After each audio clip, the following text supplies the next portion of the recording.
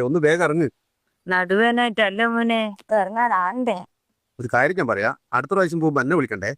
ബിന്ദു പ്രകാശൻ ആരെയാന്ന് വെച്ചാൽ വിളിച്ച. എത്രയുടെ പൈസ? സമാധാനായല്ലോ.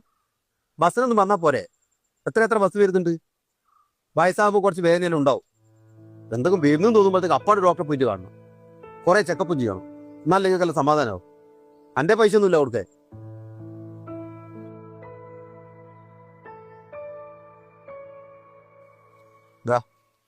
ആടെ കുറച്ച് കൂടുതലാട്ടാ. ഞാൻ സ്ഥിരം പോന്നെയാ.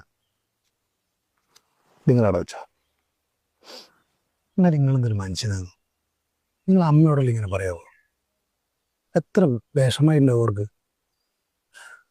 നിങ്ങൾക്ക് പറ്റൂല, നിങ്ങൾ പറഞ്ഞോ അടുത്ത പ്രാവശ്യം ഞാൻ കൂട്ടി പോയിക്കോളും. ഇല്ലാണ്ടാവുമ്പോൾ എൻ്റെ വിഷമം മനസ്സിലാവുന്നില്ല.